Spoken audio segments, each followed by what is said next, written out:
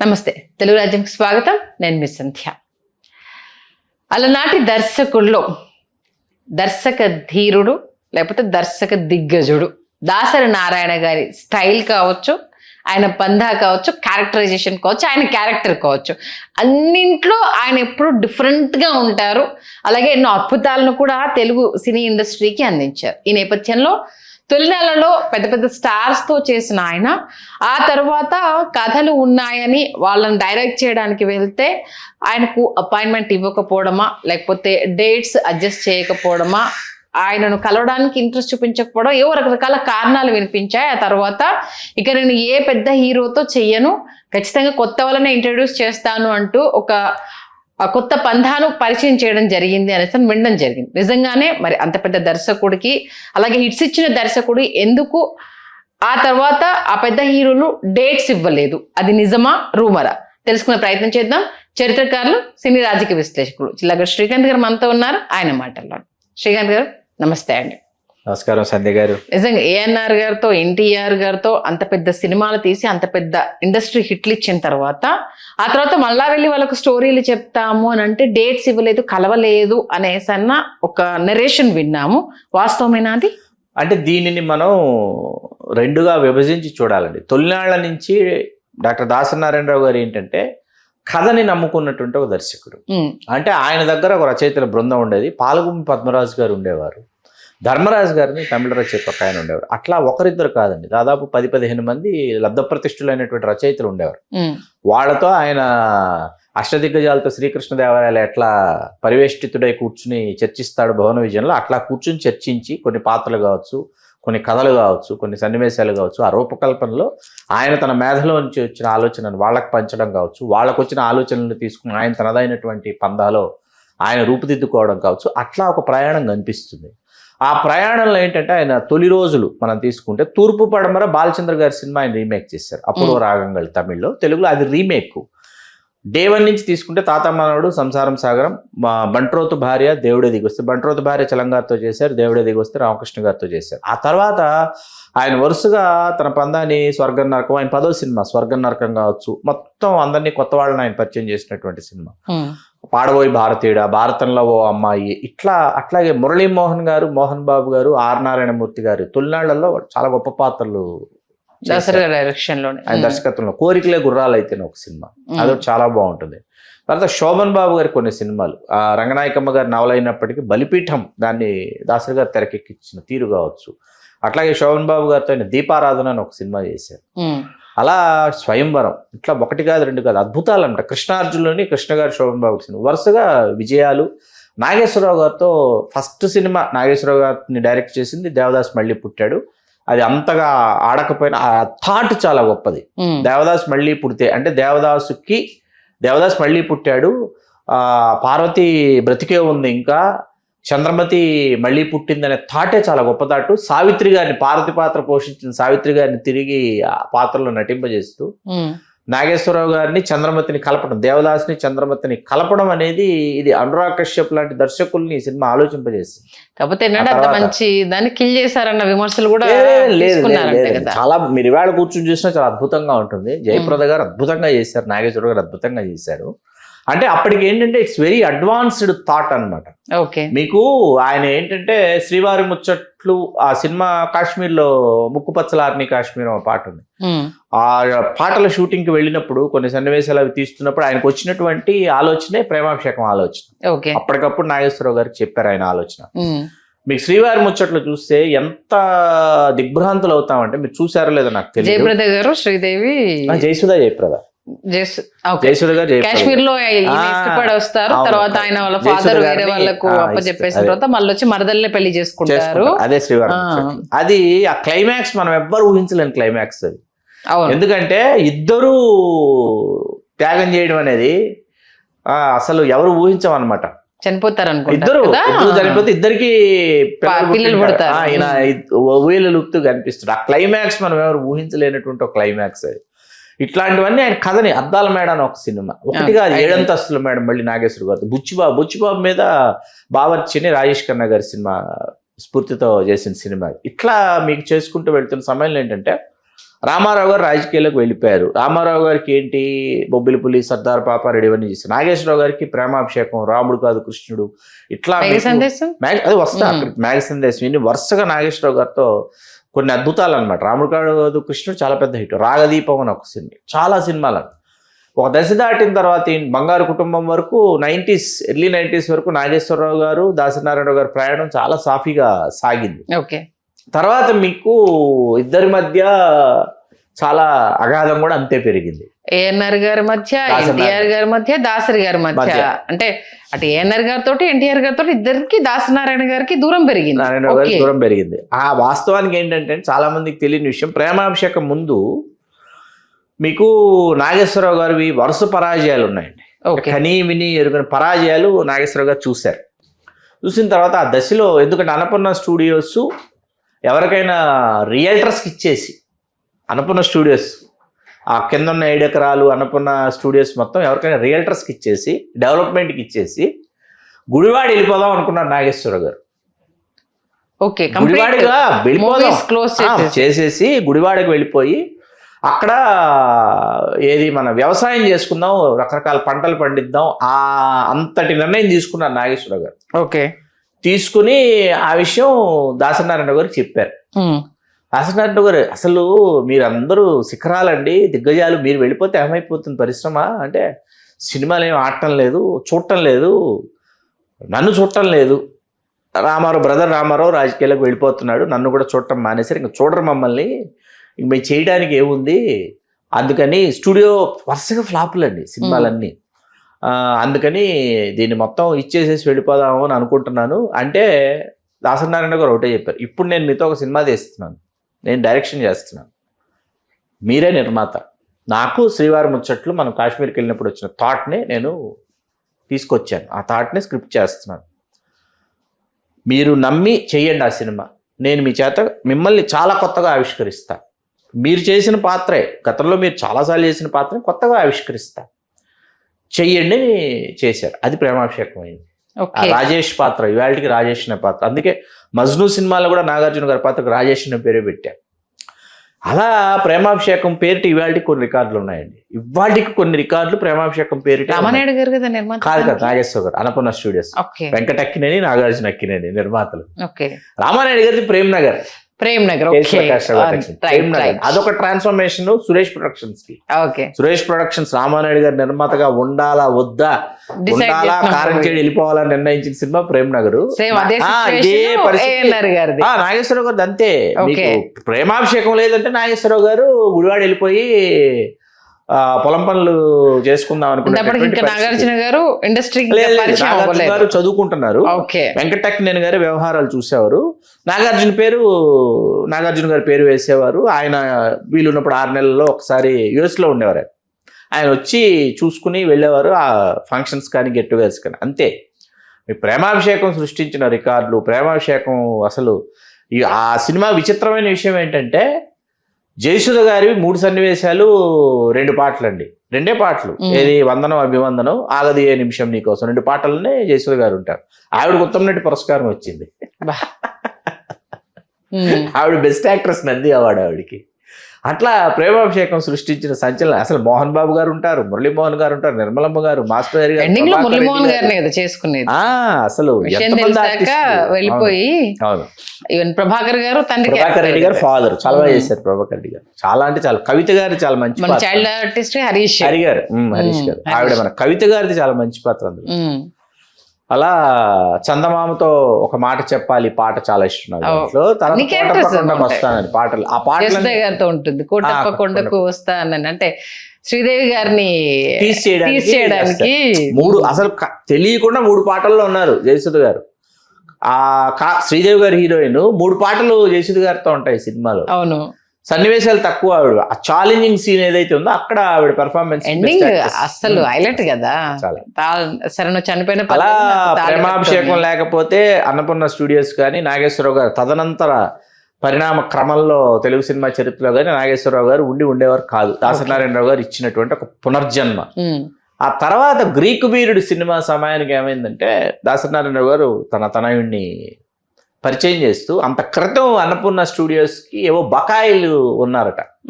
ఆ బకాయిలు చెల్లిస్తే కానీ ల్యాబ్లో నుంచి దానికి సంబంధించి ఆ సినిమాకి సంబంధించింది ఏదో వాళ్ళ దగ్గర ఉంది, ఇంకా దానికి సంబంధించినవి రిలీజ్ చేయమని ఏదో చెప్తే దాసనారాయణరావు గారు చాలా చాలా అంటే చాలా ఆయన ఇబ్బంది పడిపోయారు. ఓకే, అసలు ఈవేళ అక్కడ అన్నపూర్ణ స్టూడియోస్ ఉంది అన్న, అందులో రికార్డింగ్ థియేటర్ కానీ మరొకటి కానీ ప్రివ్యూ థియేటర్ కానీ కాటేజీలు కానీ అవన్నీ ఉన్నాయి, వాళ్ళు అంత విజయవంతమైన సినిమాలు చేస్తున్నారన్న, అసలు మన వల్ల కదా.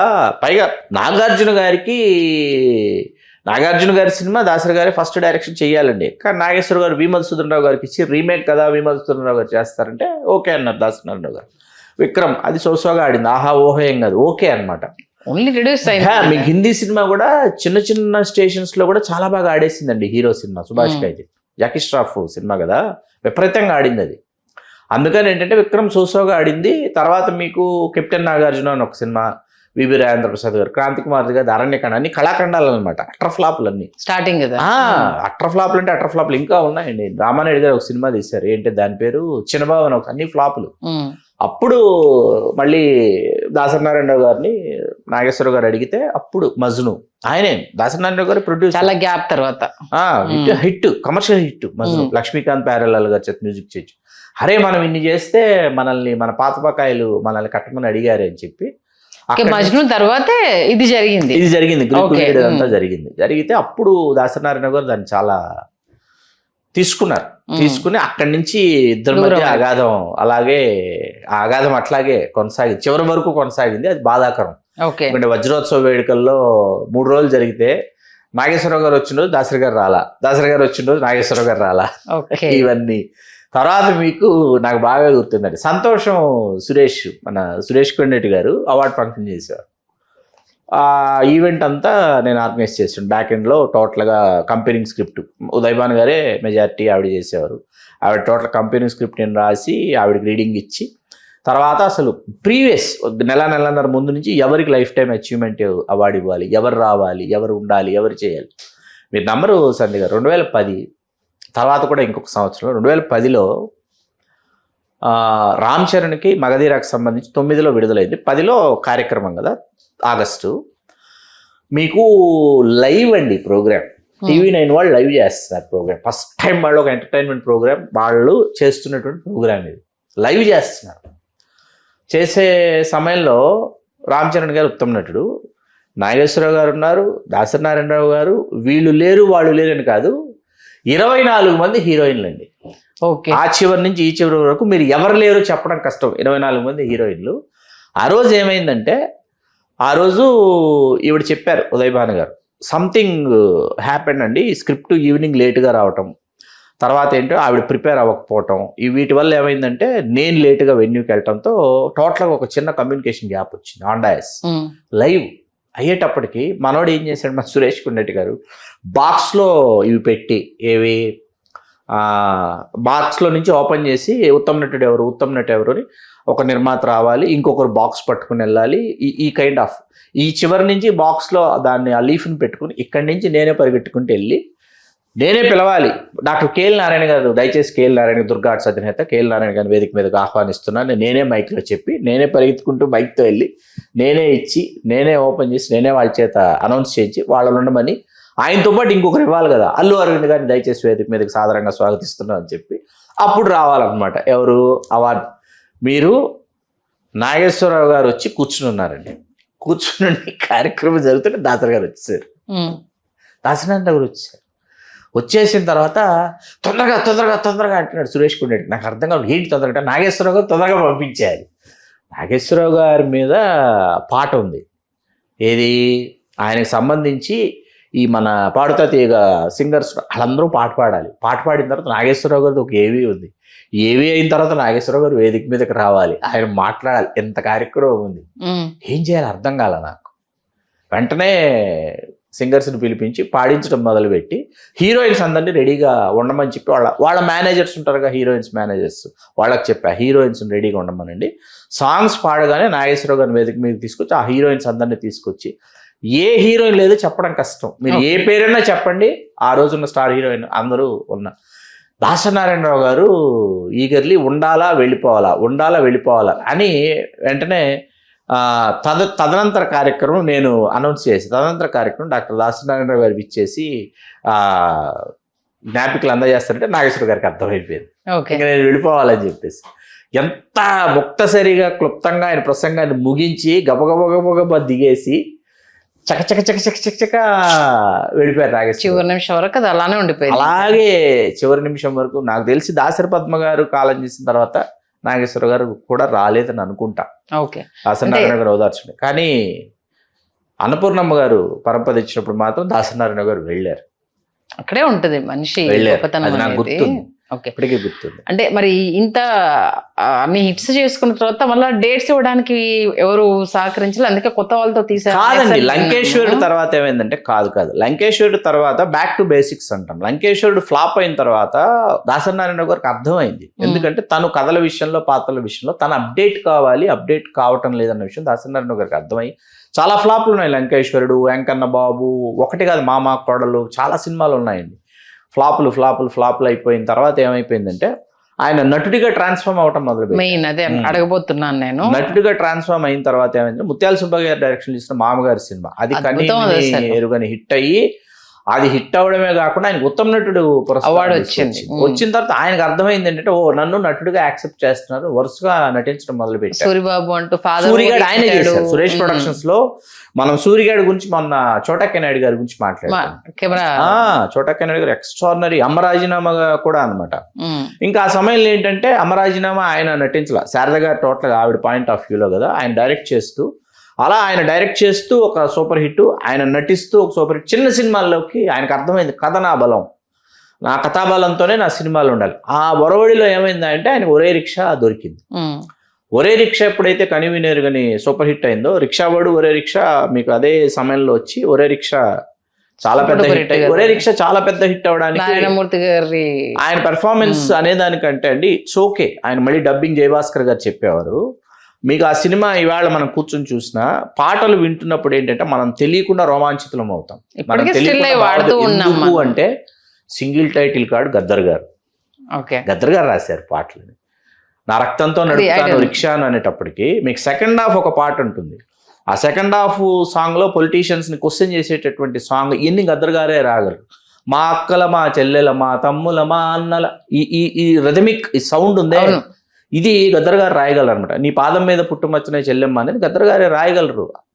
ఆ భావోద్వేగాన్ని ఆయన పలికించగలరు. ఇది అర్థమైన తర్వాత వందే మాతరం శ్రీనివాస్ గద్దర్ గారి కాంబినేషన్ మాత్రం. ఒసే రామలమ్మ సంజీవ్ గారి ఇది, అది మన్నెల్లో మంగమ్మ అని వాస్తవానికి ధవళ సత్యం గారిది. దానిని దాసనారాయణ గారు ఒసే రామలమ్మగా మార్చుకుని సంజీవ్ గారు దానికి ప్రాణం పోశారు. ఒసే రామలమ్మకి మాటలు కానీ పాత్రలు కానీ వందే మాతరం శ్రీనివాస్ గారు ఎక్కడికో తీసుకెళ్ళారు. విజయశాంతి గారికి మరొక మారు జాతీయ ఉత్తమ నటి వచ్చింది. అక్కడి నుంచి మళ్ళీ దాసనారాయణ గారు ఏంటంటే మళ్ళీ ఆయన దర్శకుడిగా కంటే కూతుర్నే కను, పిచ్చోడి చేతిలో రాయి, ఈ 2 సినిమాలు బాగుంటాయి. కంటే కూతుర్నే కను చాలా బాగుంటుంది. ఇంకా కంటే కూతుర్నే కనులో నటుడిగా ఆయనకు ఉత్తమ సహాయ నటుడు జాతీయ పురస్కారం వచ్చింది. జయసుధ గారి కాంబినేషన్, రమ్యకృష్ణ హీరోయిన్, చాలా మంచి సినిమా. అప్పుడు జాతీయ ఉత్తమ సహాయ నటుడు ఆయనకి, అంతఃపురంలో ప్రకాష్ రాజ్ గారికి ఒకేసారి వచ్చింది.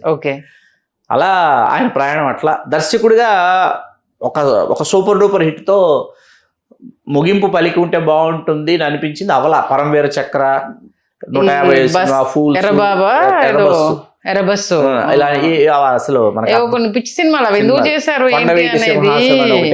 అన్ని ఫ్లాప్ సినిమాలు. తర్వాత ఒక రీమేక్ మలయాళం మోహన్ లాల్ తీసుకొచ్చి కుంతిపుత్రుడని, అన్ని ఫ్లాపులు అండి, అటర్ ఫ్లాపులు. సినిమాకి సంబంధించి కూడా మగధీర సినిమాకి వివాదం ఏంటంటే నంది అవార్డు రావడము, మగధీరలో ఈయనకు రాకుండా ఉండడం. మగధీరకు 10 పురస్కారాలు వచ్చి ఉత్తమ నటుడు మాత్రం రాలేదు. మేస్త్రిలో దాసనారాయణరావు గారు అనేటప్పుడు దాసనారాయణరావు గారే అడిగి తీసుకున్నారు అన్నది బాగా వివాదమైంది. అది అప్పుడు చాలా వివాదమైంది. వాస్తవం కూడా అది. ఎందుకంటే దాసనారాయణరావు గారి స్థాయికి ఆయన దిగజారి రామ్ చరణ్కి ఉత్తమ నటుడు కాకుండా, అంటే అంతగా చిరంజీవి గారిని ద్వేషించాల్సినటువంటి అవసరమే ఉంది అన్నది బాధాకరమైన విషయం. చిరంజీవి గారు ఆయన ఒక రాజకీయ పార్టీ నెలకొల్పారు, పూర్తి స్థాయిలో విజయం సాధించలేకపోయారు. ప్రతిదీ మీకు వచ్చి చెప్పి మీ అనుమతి తీసుకుని మీ ఆశీర్వాదం మీరు చేశారు. కేంద్ర మంత్రి మీరు చేసేసారు, రాజకీయాలు క్రియాశీలక రాజకీయాలు 2 సార్లు రాజ్యసభ చేశారు. అన్నది ఆ ఏదైతే ఉందో ఆయన ఎవరితో రామారావు గారితో ఈగో క్లాష్, నాగేశ్వరరావు గారితో ఈగో క్లాష్, చిరంజీవి గారితో ఈగో క్లాష్, ఎవరితో ఈగో క్లాషెస్ లేవు. కానీ పరిశ్రమకు పెద్ద దిక్కుగా ఎప్పుడు ఆయనే, అంటే ఇప్పటికీ కూడా దాసరి నారాయణరావు గారి తర్వాత పరిశ్రమకు పెద్ద దిక్కుగా ఎవరు నిలబడలేదు, నిలబడబోరు అనేసి అన్న విషయాన్ని పదే పదే చెప్తూ ఉంటారు. అంటే కార్మికులకు కష్టం వచ్చిందన్నా, ఒకరు నిలదీయడానికైనా అండగా ఉండడానికైనా ఆయనకు మించి ఎవరు ఉండరు అనేసి అన్న దీన్ని మాత్రం ఆయన ఇప్పుడు చెప్పుకోలేకపోయారు. అంటే ఆయన సాధించిన రామోజీరావు గారితో కూడా ఈగో క్లాష్. కానీ ఒక దశ దాటిన తర్వాత రామోజీరావు గారు దాసరి నారాయణరావు గారిని మీరు మా ఫిలిం సిటీ ఎప్పుడు చూడలేదు కదా, వాళ్ళిద్దరి మధ్య సయోధ్య కుదిరింది.